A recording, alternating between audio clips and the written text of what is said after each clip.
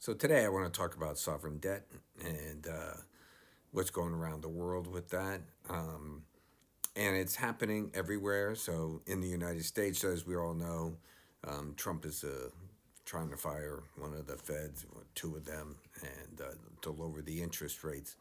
The only thing to note there is that we are now perceived as giving up on inflation. So, Powell's last comments, where basically 2% is not even in the cards. We're talking three. And basically, our core is at 4.2. So they're going to lower the interest rates, I believe, based on this unemployment that they think is so terrible. And all I'll point out again is we're 4.2%, and the last 100 years we've averaged 5.8. So again, how is that going to work out? But we affect other countries, and the other countries affect us. In particular, is Japan, and we want to remember why. Remember, there's only four buckets that people can go to. You can go to the dollar, you can go to the euro, you can go to the yen, or in a way, you can go to the Chinese renminbi. Other than that, there's no big buckets for people to put their money in. So we have to watch the interactions between the four currencies to understand what's going on stress wise in the entire system. So this article is from Reuters Japan. Reuters actually has a very good news coverage of Japan. So they start off saying that Trump Fed battles raise the risk of ever higher yields in Japan. So remember, this is Japan looking at Japan. They're looking at us saying, oh boy, this is not going to be helpful to us. And you can see they start the article off with Trump fires Governor Cook. We'll see how that works out. Don't know yet. But the last line is the critical line, the 30-year JGB returned to an all-time peak of 3.215. And that was pulled up because we jumped 5 basis points on the U.S. Treasury yields following Trump's announcement that he's firing Cook. So they talk a few. You can read all this. We all know this. But the last line is something I didn't know, and I think it's actually pretty important.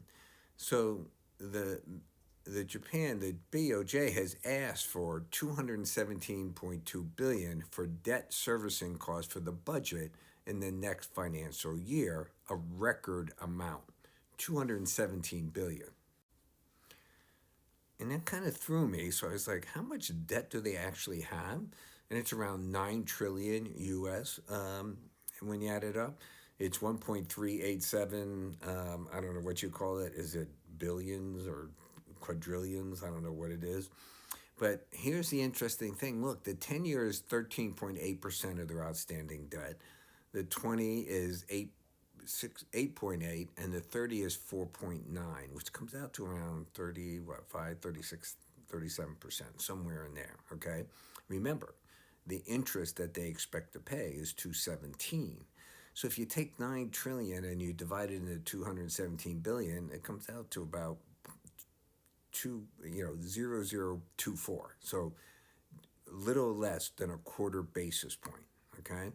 So we know where they are on their debt now, right? We can see it up there. 37% we'll say is in longer yields, but remember something. You can't go by today's yields. We've seen enough charts of the JGB 10 and 30 to know that they were way, way lower, if not negative, for years and years and years, okay? Well, they're not negative anymore. And if they're going to roll or do any new debt in the 10, 20, or 30, much, much, much higher interest rates, okay? So here they're at a record 217, and they're at a quarter basis points on their short end, right? So if they raise their rates, which Besant is screaming that they're way behind the curve, and there's argument there, their inflation rate is 3.7 or 3.8%, and they say it's going to hit 4% given what's going on with food over there. So, this is that adage about Japan. If they raise their interest rates by 1%, then the next fiscal year they'll double their outstanding fiscal deficit, okay? And if they did, think about it. they would go up three quarters on that. That's wow. It's like 400, 500 billion. They're at 217. This is going to be an issue. Now, this page, you can stop and read it, but really, what's this about? This is saying that in the end, Japan and America, being one of the four countries you can go to, they're actually competing interest rate wise to attract capital. So the higher our rates go, the higher the Japanese rates go. And so this is just not going to work out. And the last line here is it's inevitable that yields will keep edging higher if there are no buyers. And there are no investors right now who are willing to buy the 30-year JGBs. None whatsoever. But they're not the only sovereign in trouble. France government fell again. I think this is three in a row, right? And it's so funny. I mean, these guys are trying to cut some of the benefits and raise taxes, but neither the left nor the far right in the country will agree to that. They're populist movements. And so they're like, no. And so I don't know. Are they going to blow up their country politically? Well, I guess so. And now, over in England and Britain, they're discussing that they may need an IMF bailout. Okay, and the reason they're talking border farce is that they're proposing to spend $50 billion to see if they can throw 500,000 find and throw out 500,000 people. Just this immigration thing is out of control. But here's the deal. The IMF, as a fund, 40% have been committed to bail already to bail out Argentina. They're the largest participant in the IMF.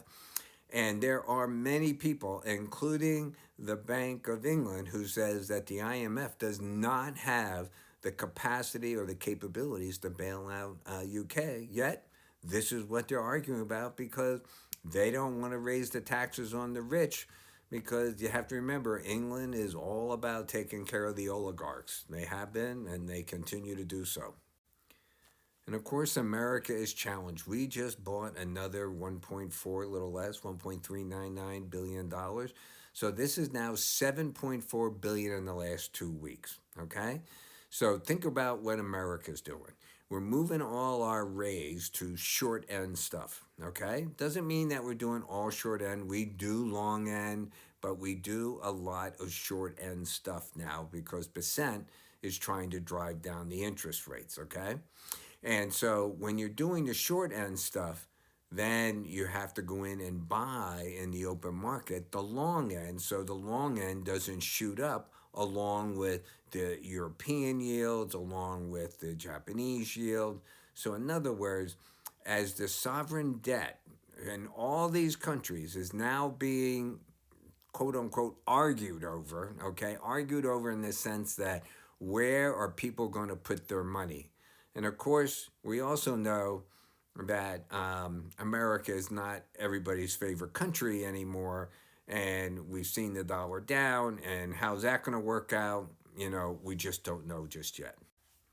So the sovereign debt crisis is real, I believe. In my opinion, I did a video on this, I think, over a year ago. I've done 2 or 3 now, stating that we will hit the wall one day.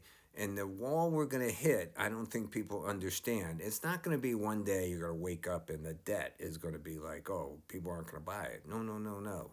What's happening is they're looking at our funding going down the road, okay?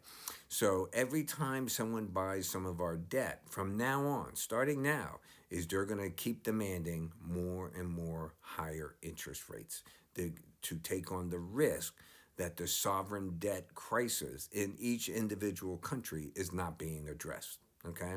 And from my observation, I'm not super expert, but I would say we're not addressing the debt, especially in the Western world.